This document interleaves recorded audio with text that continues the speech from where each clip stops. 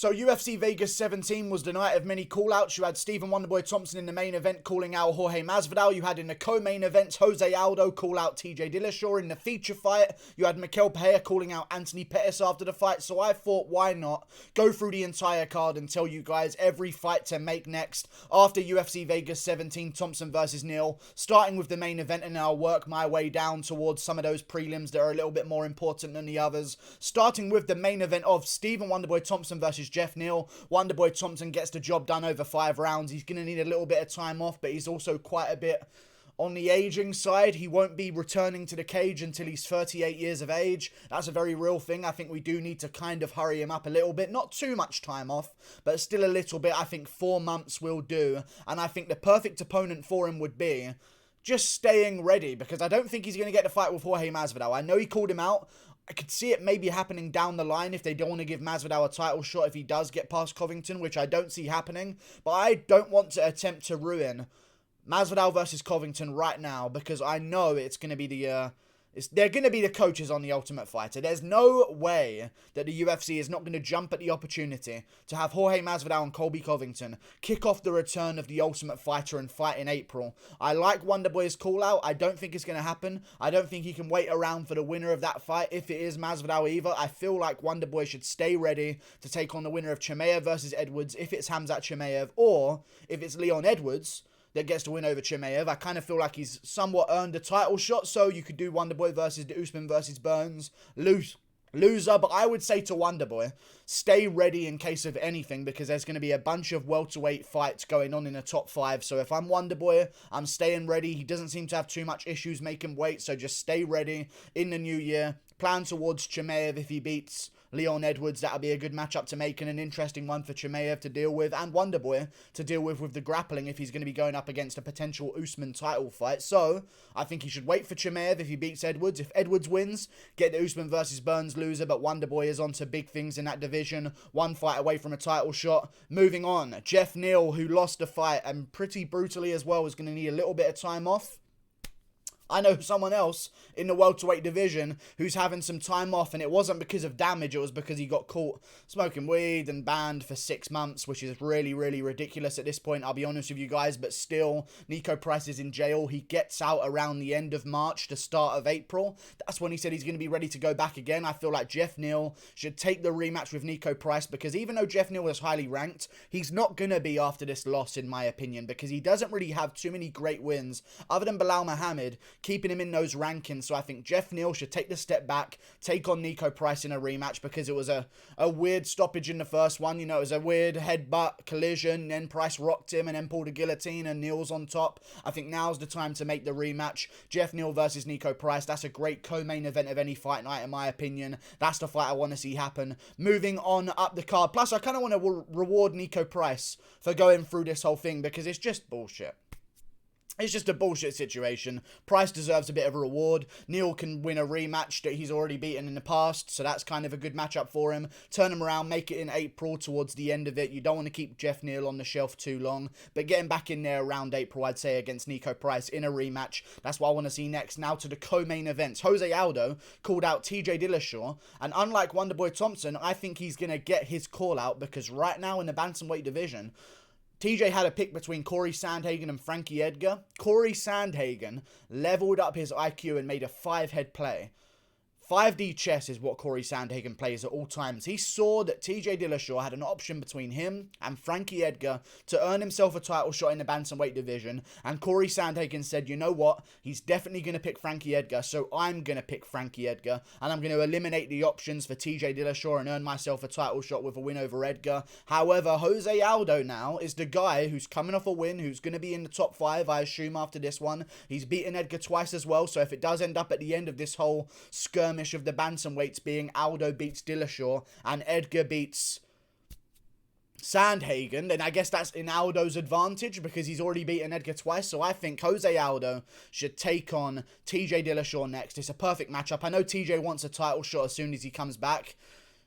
he's not going to get a title shot. You're going to get Jose Aldo. And I think it's an amazing fight as well. I'd love to see it. It's a good matchup for TJ. Aldo isn't really terrifying in terms of KO power on the hands. It seems like he doesn't really seem to hurt people or drop them too often. So I think it's a good matchup for TJ Dillashaw. If he can get a 5-rounder, he'll definitely accept the fight. In a 3-rounder, I like Aldo's chances, I'll be honest with you guys. But in a 5-rounder, of course, it's going to favour the TJ Dillashaw. I feel like Jose Aldo is going to get that matchup next. And I say make it in March, April. Make that fight happen. Moving on. Marlon Vera versus Nathaniel Wood. Amazing fight to make. That's what I want to happen next. Marlon Vera coming off the loss to Jose Aldo is going to want a quick turnaround because he basically took 0 damage in the bout. He didn't get dropped. He didn't get nearly finished at any point. He had his back taken the whole 3rd round. I mean, I think he's going to recover rather quickly after Christmas and want to get right back in there to get that sour taste out of his mouth. I think him versus Nathaniel Wood in March would be an amazing matchup to make. Nathaniel Wood is coming off a loss to Casey Kenny, but it's not really a loss. He's coming off a win, so in this way, you kind of give Nathaniel Wood the jump up he earned by taking on Casey Kenny on short notice and beating him 29-28, in my opinion, quite clearly. They didn't give him the decision, though, because the judges, you know what I'm saying? So Nathaniel Wood, I feel like, should take on Marlon Vera next. Both of these guys, of course, Marlon Vera beat Brad Pickett, and Brad Pickett said that Nathaniel Wood, he wants Nathaniel Wood to go on and beat all of the guys in the Bantamweight division that he lost to, and Marlon Vera is one of them, and I think they could make the matchup right now and no one would complain about it whatsoever. Marlon Vera versus Nathaniel Wood is the fight to make next. The winner of that one then gets a jump back towards those rankings, or the winner of that one gets the winner of Sean O'Malley and whoever his next opponent is going to be.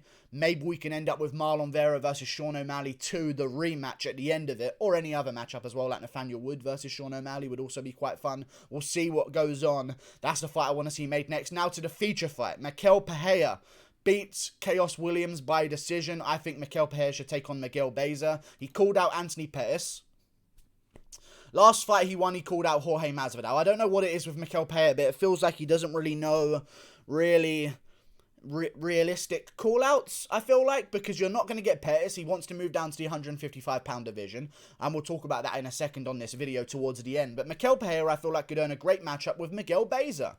Good stuff. Both welterweights on win streaks right now, rising up the top of the division. Both guys could be big names in that division as well. I think a perfect matchup to make and a great test for both of them skill-wise would be Miguel Pereira versus Miguel Beza. That way, of course, you can justify its position on the card because Miguel Beza just came off a win against Takashi Sato in a co-main event of a fight night. I know it wasn't too stacked, but people are aware of Miguel Beza's name now more than ever. Since his more recent win, I think they should do Miguel Pereira versus Miguel Beza. The winner of that one will then start to look towards those rankings at the bottom teens of those rankings, and I feel like that's the matchup to make next. Make it happen. Both of them on similar schedules as well. Beza came off a win a couple of weeks ago, maybe a month ago. Pereira just won a fight now. Turn him around in March. Now on to Chaos Williams.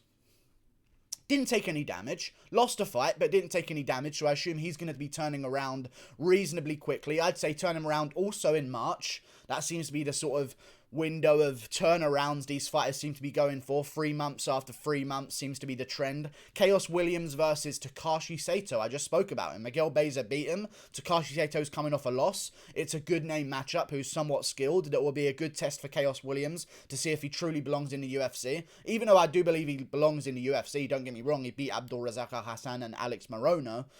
I just want to see him take on a tough guy in Takashi Sato, who's coming off a loss, who isn't the best in the world at welterweight, but is still a good name that people respect as a fighter in the division. Chaos Williams versus Takashi Sato. I don't want to see Chaos Williams stoop right down to the bottom of the rankings. That's a good little mediator there with Takashi Sato. That's the matchup I want to see made next. Moving on. Rob Font KO'd Marlon Moraes in the first round, so whatever happens, Marlon Moraes is going to be battling CTE next on his career, but still, I think Marlon Moraes is definitely going to be battling boredom, because I want him to take a long time out after that, because that chin should not be getting dusted up like that easily in this bantamweight division. Rob Font is not a KO artist by any means. He has 1 KO on his resume, another TKO to Almeida, and Almeida's known as the chinny guy of the bantamweight division, and now it's happening to Marlon Moraes. So I think Rob Font has definitely earned himself the winner of Munoz versus Rivera, which takes place in January. I want to keep him active, but not too active, because I know he doesn't like to make those quick turnarounds. He fights like once a year, but now I think it's time to cut that down, have him come back in May or April against the winner of Munoz versus Rivera in January, and also, on the other side of that, Marlon Moraes, in my opinion, should take on the loser of Munoz versus Rivera, because the loser of Munoz Rivera is arguably going to have a longer layoff than the winner, so it will synchronize with Moraes' layoff as well in that division. Marlon Moraes versus the loser of Munoz Rivera. If we get Pedro Munoz, cool. If we get a rematch with Rivera, also cool. So let's make those matchups made. I don't know what I just said there, but let's make those matchups next. Moving on to other fights on the card. Marcin Tybura gets the upset against Greg Hardy. I say upset, I predicted it to happen. What can I say? TKO in the second round. Greg Hardy's going to want a little bit of time off. I say bring him back late April, May, around that time. And also, Marcin Tybura has been very active this year, so I think he's going to want a quick turnaround, and I think a great matchup to make, even though he's not coming off a win in the heavyweight division.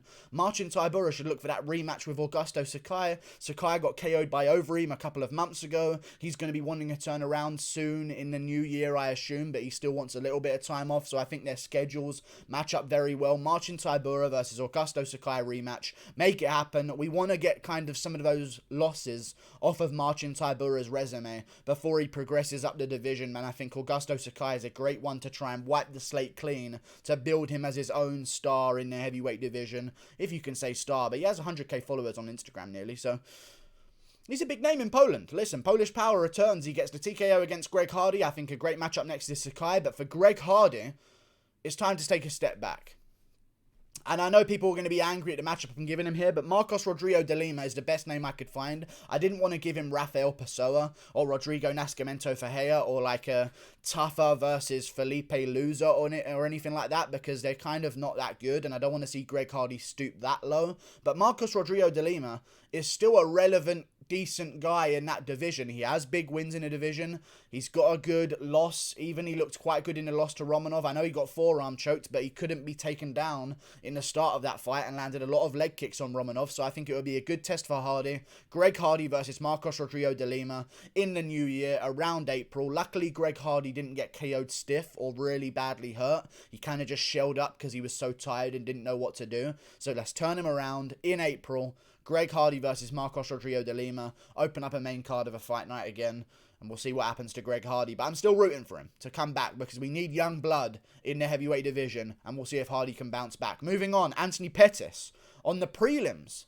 That feels weird to say now. I don't know how that happened, but he was on the prelims of the card, and I think a perfect matchup for him would be Nick Diaz, but he doesn't want that because, I don't know, I think it would be a great matchup, but I guess he wants to go down to 55, and I respect his mindset as well. He said he wants to go for the belt, so I understand where he kind of wants his career to go. I think he's weighing up his odds against the top of the top welterweights like Colby Covington, Usman. Terrible style matchups for him. Even Gilbert Burns as well is a bit of a bad matchup. If you think Ferreira did Pettis dirty, I think Burns is just Ferreira on roids, in all honesty. I think he would do some worse damage to Pettis, and plus I don't even like Pettis' chances too much in a Wonderboy rematch at this point. Wonderboy's looking on fire. So I feel like Pettis has weighed up his odds against the top of the welterweight division. I want him to take the Nick Diaz bout just for fun, but he wants a belt, so let's take him down to the 155-pound division.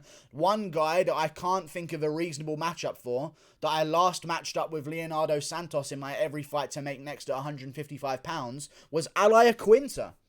I think it's a great matchup. Anthony Pettis, Iaquinta, we haven't seen that matchup yet. It's a fresh one, and they're both big names. Co-main event of a fight night, anytime, I'll watch it. Anthony Pettis versus Iaquinta, March, April, turn it around. I'm sure Iaquinta would want the fight with a big name in Anthony Pettis coming down into the lightweight division, and if he wins that one, then we're talking about the names in the top 5, because I feel like Ferguson should fight Felder. Maybe the winner of Ferguson-Felder can take on Pettis if he gets past Iaquinta, but I think that's a great matchup to make, and I can't really think of anyone who isn't booked right now in the lightweight division other than Iaquinta, that's somewhat highly ranked for Pettis to take on in his debut at 155 again. I say debut, his debut at 155. We'll see how it goes for him. I think he should stay at 170, but he doesn't want to. He wants to go to 55. He wants a belt. I understand. Moving on up the card.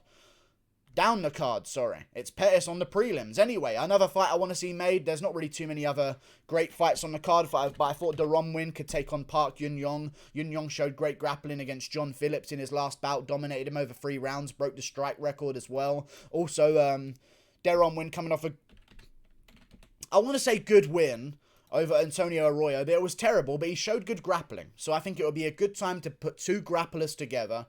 Deron Win, Park Yun-yong in March, turn him right around. Deron Win's not happy with his performance. He wants to fight 3 or 4 times next year, he said. So let's just make that fight happen real quick. Deron Win versus Park Yun-yong. I think it's a great matchup. I'm going to scan over some of these over prelims and try and give some matchmakings. Kianzad, I don't care. Taylor Santos, in my opinion, should take on Anthony Neshevchenko in the women's flyweight division. That's a great matchup to make. Tafon Chukwi, I don't know who I want to see him take on in the middleweight division, but I'm sure there's some good names. Maybe he can take on a Kyle Daukaus of the middleweight division. Daukaus versus Chukwi. March, April, turn him round. Jimmy Flick takes on maybe a Zalgas Magulov in the flyweight division. Cody Durden takes on Pink Eye for a 3rd time. The trilogy we're all waiting to see. And Giagos, I don't fucking know. But Minus is going to be taken on the Bellator negotiation room. Thank you for watching. Click that button up there. That's every fight I want to see made after UFC Vegas 17. See you later. Goodbye.